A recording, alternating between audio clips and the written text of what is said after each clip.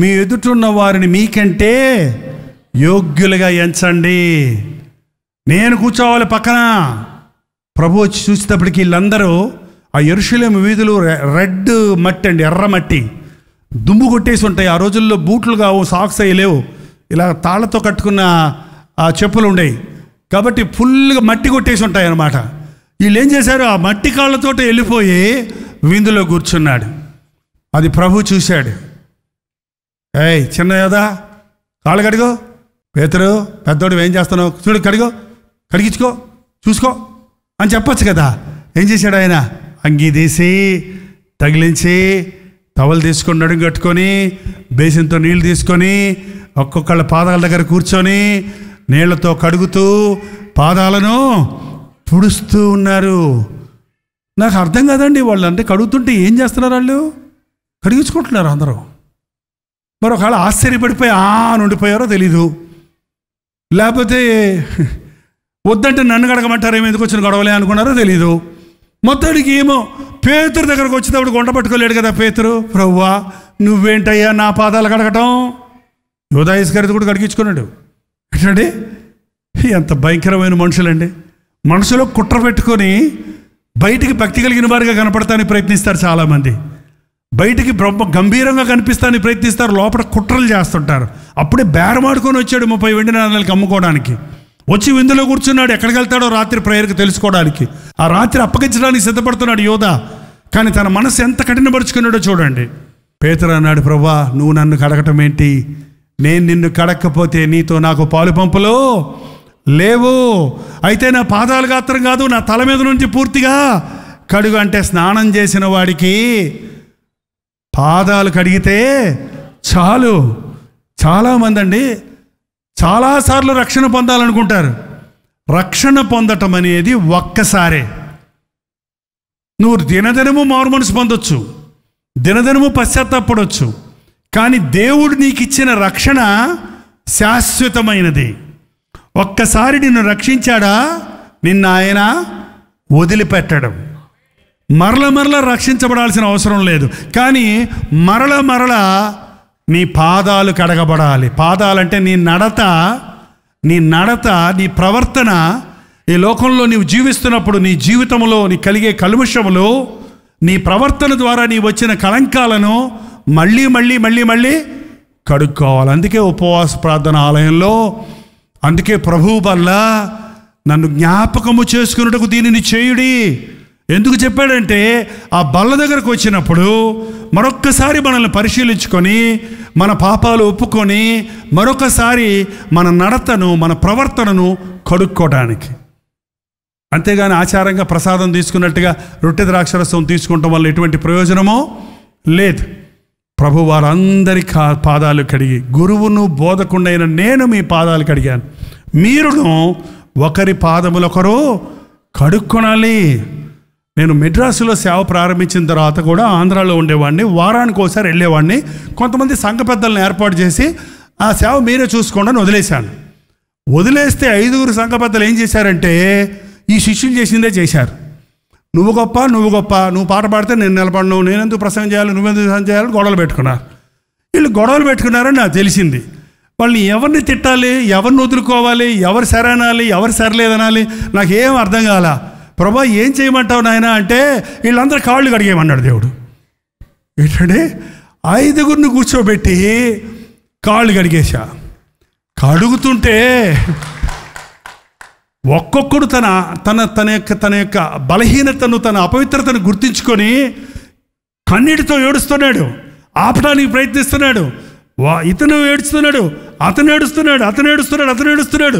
అందరి మనసులు ఒకటైపోయినాయి. అందరూ ఒకళ్ళొకళ్ళు కౌగిలించేసుకొని ఆ రోజు నుంచి ఈ రోజు వరకండి మరలా ఆ భేదాభిప్రాయాల సహోదరుల్లో లేవు. వాళ్ళు ఒకళ్ళ కాళ్ళు ఒకళ్ళు కలుక్కున్నాడు. ఏంటండి, జోసఫ్ ప్రకాష్ 7 సంవత్సరాలు ఉద్యోగం చేశాడు. సేవకు రమ్మంటే, డాడీ నువ్వు ఇంత కష్టపడుతున్నావు, నేను కూడా సేవకు వస్తే ఎలా, నేను డబ్బులు సంపాదించేస్తాను అని 7 years తను ఉద్యోగం చేశాడు. ఆయన ఉద్యోగం చేసి ఆ కానుకంతా కూడా, ఆ డబ్బులని జీతం అంతా కూడా సేవకి ఇచ్చేవాడు, టీవీ ప్రోగ్రామ్స్కి ఇచ్చేవాడు. దేవుడు తప్పుకోలేదు ఆయన్ని.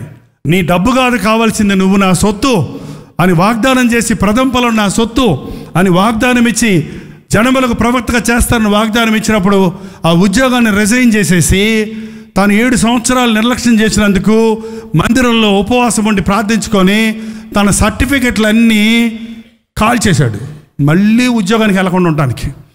అంటే చివరికి ఆధార్ కార్డు చేయడానికి 10th క్లాస్ సర్టిఫికేట్ కూడా దొరకలా. మళ్ళీ ఏ ప్రూఫ్ లేకుండా మొత్తం కాల్చిపడేశాడు.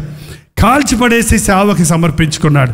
సేవకి సమర్పించుకున్న మొదటి రోజు ఏం చేశాడంటే 20 మంది సంఘ పెద్దలు ఉంటారు మా చర్చిలో, పాస్టర్లు సంఘ పెద్దలు అందరూ కలిసి అందరూనే పిలిచి, అన్న డాడీ అందరినీ నా కోసం ప్రార్థన చేయమని గుండ్రంగా కూర్చొని అందరం ప్రార్థన చేస్తుంటే కళ్ళు మూసుకొని ఉన్నప్పుడు ఎక్కడి నుంచి తెచ్చాడో బేసిన్తో నీళ్లు ఏంటంటే మగ్గు తీసుకొచ్చి మొత్తం సంఘ పెద్దల కాళ్ళన్నీ కడిగేశాడు. ముందు ఉన్న వాళ్ళందరి పాదాలు కడిగేశాడు. ఏంటంటే అందరూ ఒక విధమైన ప్రేమ, ఇంతగా తగ్గించుకున్నాడు సేవకుని కుమారుడే అనే తగ్గింపు వచ్చి వాళ్ళు కన్నీరు గార్చడం, అందరు ఏకమనసుతో ప్రార్థించాం. అందుకని ఆ రోజు నుంచి ఈ రోజు వరకు సంఘ పెద్దలు ఎవరు కూడా తిరగబడరు, ఎవరి మధ్య మిస్అండర్స్టాండింగు ఉండదు. మీకు ఎవరి మీద కోపం వస్తే గబగబా చెంబుతో నీళ్ళు తీసుకెళ్ళి కాళ్ళు కడిగేయండి. మీ పిల్లల కాళ్ళు కాదు. ఈ రోజున కొన్ని చర్చెస్లో ప్రభు బల్ల తీసుకున్నప్పుడల్లా విశ్వాసులు ఈ వెట్ టిష్యూ ఉంటుంది చూసారా, వెట్ టిష్యూ అండి, అది తీసుకొని మరి ఇట్టిట్ట పాదాలు కడిగేస్తారంట. అది కడగడమా? అది ఒక ఆచారంగా. అట్లా కాదండి, చక్కగా బూట్లు వేసుకొని సాక్స్ వేసుకొని నీట్గా ఉన్న కాళ్ళు నువ్వు కడగటం ఏంటి? బాగా తొక్కి రమ్మనండి ఎక్కడన్నా. అదంతా చేత్తో దులిపి కడగాలి. ప్రభు కడిగింది అలా కడిగాడు, ఊరకే ఆచారంగా కడగలేదు. ఇక్కడ మనస్సు మనం కలిగి ఉండాలన్నది ముఖ్యమే కానీ ఆచారాలు వెంబడించడం కాదండి. పక్కవారి కాళ్ళు కడగడానికైనా నేను సిద్ధమే, నాకంటే చిన్నవాడైనా వారికి నేను పరిచర్య చేయడానికి సిద్ధమే అనేది క్రీస్తు యేసునకు కలిగిన మనస్సు. గురువును బోధకుడినైన నేనే మీ పాదాలు కడుగుతున్నాను కాబట్టి మీరు కూడా ఒకరి పాదాలు ఒకరు కడుక్కోండి అని శిష్యులకు చెప్పాడు. రొట్టె ద్రాక్షరసం ఇచ్చాడు.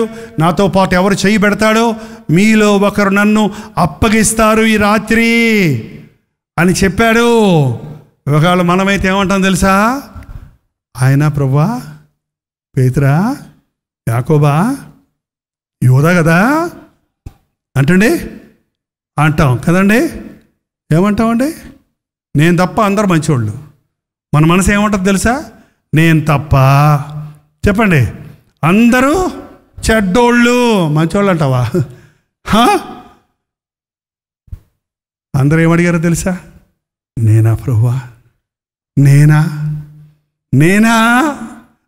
నిన్ను అప్పగించేవండి, నేనా అని వారిని పరీక్షించుకుంటున్నారు. ఎప్పుడు కూడా ఉనండి, మనల్ని మనం పరీక్షించుకోవాలి. ఇతరులను మనం విమర్శించకూడదు. ఇతరుల తప్పులు బయటపడేయటానికి ప్రయాసపడతారు కొంతమంది. నీ తప్పులు దాచుకొని ఇతరుల తప్పులు బయటపడేయటం న్యాయమా?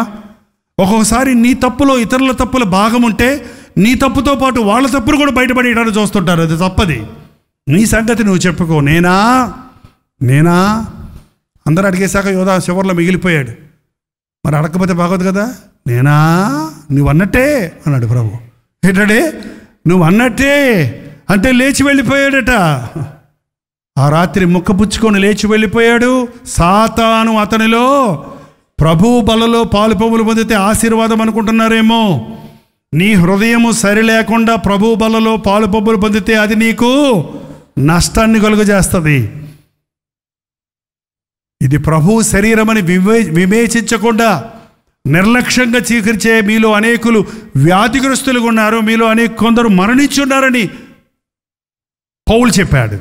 కొరింథీయులకు రాసిన మొదటి పత్రిక 14వ అధ్యాయం, ఇప్పుడు టైం లేదు మనం ముగించుకొస్తున్నాం. 11వ అధ్యాయమును మీరు చదివితే ఆ ప్రభు బల్ల విషయంలో మనం ఎలా జాగ్రత్త పడాలో తెలుస్తుంది. ఆ రాత్రి అయిపోయిందండి. 17వ వచనం చదవండి, సరిపోండి, ముగించేద్దాం. సాయంకాలమైనప్పుడు, ఏ సాయంకాలం? గురువారం సాయంకాలమైనప్పుడు ఆయన ఒలీవ కొండలకు వెళ్ళాడు. ఆ రాత్రి గెత్సెమని తోటలో ప్రార్థించాడు. ఆ అర్ధరాత్రి యూదా ఇస్కరియోతు వచ్చి ఆయన్ని రాను వారికి అప్పగించాడు. తెల్లవారు 9 అయ్యేలోగా శుక్రవారం యేసు ప్రభువుని కయప దగ్గరికి, హేరోదు దగ్గరికి, పిలాతు దగ్గరికి, కయప దగ్గరికి, హేరోదు దగ్గరికి, కయప దగ్గరికి, పిలాతు దగ్గరికి, హేరోదు దగ్గరికి, మళ్ళీ పిలాతు దగ్గరికి తీసుకొచ్చి అన్యాయపు తీర్పు తీర్చి, అర్ధరాత్రి తీర్పు తీర్చకూడదు, రాత్రికి రాత్రి ఆయన్ని బంధించి అన్యాయపు తీర్పు తీర్చి 9 గంటల కల్లా ఆయన్ని సిలువేసేశారు. శుక్రవారం ఉదయం 9 గంటలకి ఆయన సిలువలో వేలాడదీశారు. ఆ మధ్యలో చాలా బాధలు, చాలా విషయాలు మనం నేర్చుకోవాల్సినవి ఉన్నాయి. 9 గంటల నుంచి మధ్యాహ్నం 3 గంటల వరకు ఆయన సిలువలో వేలాడుతూ ఉన్నాడు. ఆ 6 గంటల్లో ఆయన 7 మాటలు మాట్లాడాడు. మనం గబగబ చెప్పేసుకుంటాం, కానీ ఒక గంటకి ఒక మాట మాట్లాడినట్టుగానే ఆయన బలమంతా పుంజుకొని ఆ 2 చేతుల్లో శీలలు కొట్టిండగా వేలాడుతున్నప్పుడు ఊపిరి పీల్చుకోవడానికి కూడా ఓపిక లేని సమయంలో మనసంతటితో 7 మాటలు ఆయన మాట్లాడాడు. తండ్రి, వీరేమి చేయుచున్నారో వీరెరుగను గనుక వీరిని క్షమించుము. నేడు నీవు నాతో కూడా పరదేశంలో ఉంది. అమ్మా, ఇదిగో నీ కుమారుడు, ఇదిగో నీ తల్లి. నా దేవా, నా దేవా, నన్నేలా చేయి విడిచితివి, నేను దప్పిగొనుచున్నాను, సమాప్తమైనది. తండ్రి, నీ చేతులకు నా ఆత్మను అప్పగించుచున్నాను అని చెప్పి 3 గంటలకి ఆయన ప్రాణాన్ని విడిచాడు. మధ్యాహ్నం 3 గంటల వరకు ఆ దేశమంతటా చీకటి ఉన్నది. 3 గంటలప్పుడు యేసు ఎలోహి ఎలోయి ఎలోయి లామా సబక్తానని బిగ్గరగా కేక వేసెను. ఆ మాటలకు నా దేవా, నా దేవా, నన్ను ఎందుకు చేయి విడిచితివి అని అర్థము. యేసు గొప్ప కేక వేసి ప్రాణము విడిచెను. ఆ రాత్రి అంత తొందరగా చనిపోతారని ఎవరు అనుకోలేదు. 3 గంటల్లో చనిపోయారు. 6 గంటల లోపల అరిమతయి యోసేపు వెళ్ళి ఆ శరీరాన్ని అడిగి తీసుకొని తన కొరకు తొలిపించిన సమాధిలో ఉంచాడు. శనివారం అంతా ఒక మౌన దినంగా ఉంది. శిష్యులు అక్కడ తలుపులు వేసుకొని కూర్చున్నాడు. ఏం అర్థం కావటం లేదు వాళ్ళకి. ఆ భయంకరమైన భయంతో, ఆశ్చర్యంతో ఒక స్తంభించిపోయిన పరిస్థితి చూస్తున్నాం. ఆదివారం ఉదయమే కొందరు స్త్రీలు సమాధి దగ్గరకు వెళ్ళారు. రాయి దొర్లించబడి ఉండడం చూస్తున్నాం. ప్రభు పునరుద్ధానుడై లేచాడు.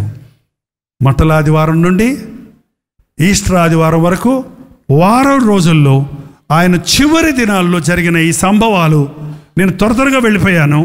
మీరు తీరిగ్గా ఈ అధ్యాయాలను చదివితే, అన్ని సువార్తల్లో ఉన్న విషయాలు చదివితే మరెన్నో విషయాలు మీరు గుర్తించగలుగుతారు.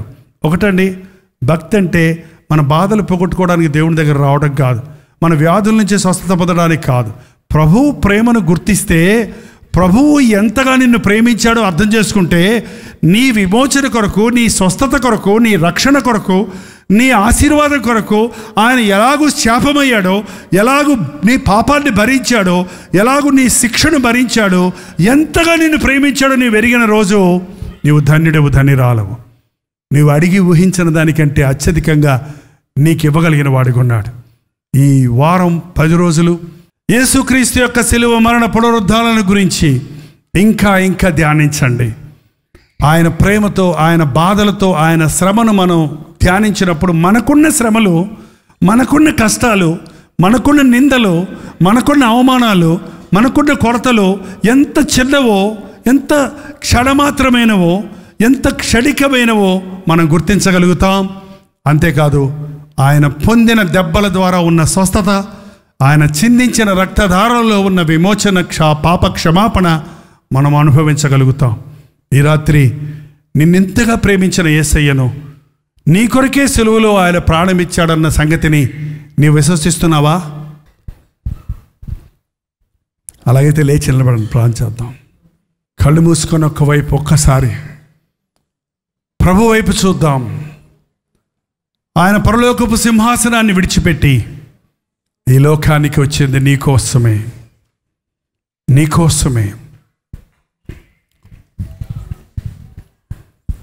పాపము, శాపము, దేవుని కోపము నీకోసము, నా కోసము, భరించెను యేసు దైవము, భరించెను యేసు దైవము, పాపము శాపము దేవుని కోపము, కర్కశ బాధల కూర్చి వెచ్చటి నేతురు కార్చి, కర్కశ బాధల కూర్చి వెచ్చటి నేతురు కార్చి, మనమోచనను చేకూర్చి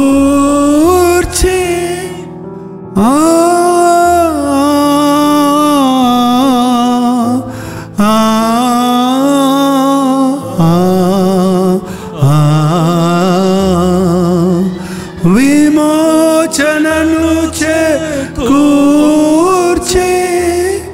పాపిని పరదైసున చేర్చి, పాప పూరణము రెండవ మరణం విమోచనము గావించెను, సిలువపై యేసు దైవము, సిలువపై యేసు దైవము. నా కొరకు గాయపరచబడ్డావే, మన అతిక్రమల నిమిత్తమై ఆయన గాయపరచబడ్డాడు, మన దోషముల నిమిత్తమై ఆయన నలుగొట్టబడ్డాడు, మన అపరాధ పరిహారార్థమైన శిక్ష ఆయన మీద మోపబడిందన్న మాట ఎంత సత్యమో గ్రహించుటకు నాకు సహాయం చేయయ్యా. ప్రతి ఒక్కరు నోరు తెరిచి ప్రభుతో చెబుదాం. ప్రార్థన. పరిశుద్ధుడా, ప్రేమగల తండ్రి, ఒక్కసారి మమ్మల్ని చూడు నాయన. నీ బిడ్డలు హృదయాలు తెరిచి వారి స్వరమెత్తి నీకు చెప్పుచున్న మాటలు విను నాయన. వారి గుండెల్లో, వారి హృదయాలలో, వారి ఆలోచనలతో నీ నామాన్ని మహిమపరచడానికి వారి తలంపులు, వారి ఆశలు, వారి కోరికలు చూసి వారి హృదయ వాంఛలు తీర్చున ఆయన. ఇక్కడ ఎవరు ఇంకా సాతాను బంధకములలో ఉండకూడదు ప్రభువా. ఆ ఓడిపోయిన శత్రువుకు మేమెందుకు భయపడాలయ్యా?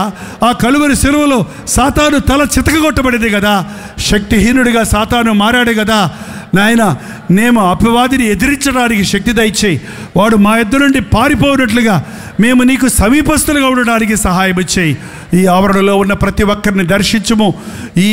ఈ దినాలలో, ఈ శ్రమ దినాలలో నీ ప్రేమను మరల గుర్తు చేసుకొని, నీ శిలువ యాగమును గుర్తు చేసుకొని, నీవు బోధించిన విషయాలు, నీవు నేర్పించిన విషయాలు, నీవు జీవించిన విధానాన్ని మేము ధ్యానించి ఆ రీతిగా మార్పు చెందడానికి సహాయం చేయి. యేసు క్రీస్తు నామములో అడుగుచున్నాము తండ్రి. మన తండ్రి అయిన దేవుని యొక్క ప్రేమయు, కుమారుడైన క్రీస్తు యొక్క కృపయు, ఆదరణకర్త అయిన పరిశుద్ధాత్మ యొక్క సహవాసమును కూడి వచ్చిన మనందరికీ ఇప్పుడును సదాకాలము తోడై ఉండునుగాక. ఆమేన్, ఆమేన్, ఆమేన్.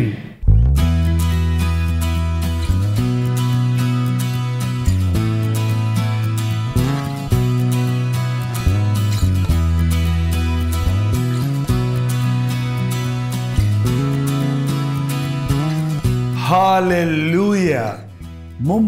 ముంబై పరిసర ప్రాంతాల్లో ఉన్న వారికి శుభవార్త. ప్రభు చిత్తమైతే మే 1వ తారీఖు ఒక ప్రత్యేకమైన గెట్ టుగెదర్ మీటింగ్ను మీ కొరకు ఏర్పాటు చేస్తున్నాం. కేవలం సాయంత్రం 6 గంటల నుంచి 10 గంటల వరకు జరిగే ఈ ఒక్క మీటింగ్కి ఖచ్చితంగా మీరు హాజరవుతారని, ముఖాముఖిగా మిమ్మల్ని చూడడానికి, వ్యక్తిగతంగా మీకు ప్రార్థించడానికి, దేవుడిచ్చిన సందేశాన్ని మీకు అందించడానికి చెన్నై నుంచి మేము ముంబై వస్తున్నాం. రండి, ఈ గెట్ టుగెదర్ మీటింగ్లో పాల్గొని దైవాశీస్సులు పొందండి. చిరునామా గమనించండి. Morning star English school, సయాన్, Dharavi, Mumbai. ఇంకా విషయమై మీకు వివరాలు కావాలంటే 8939393939 నెంబర్ మీరు కాల్ చేయండి, లేక వాట్సాప్ మెసేజ్ పెట్టండి. లింక్ మీకు పంపిస్తాం. రండి, మీ స్నేహితులతో, బంధువులతో రండి. ప్రత్యేకంగా ప్రార్థిద్దాం. ప్రభు సన్నిధిలో మన వ్యక్తిగత భారముల కొరకు, అనేకుల కొరకు విజ్ఞాపన చేద్దాం. దేవుని వాక్యాన్ని ధ్యానిద్దాం. పాల్గొనండి, దైవాశీర్వాదాలు పొందండి. తప్పకొస్తారు కదా.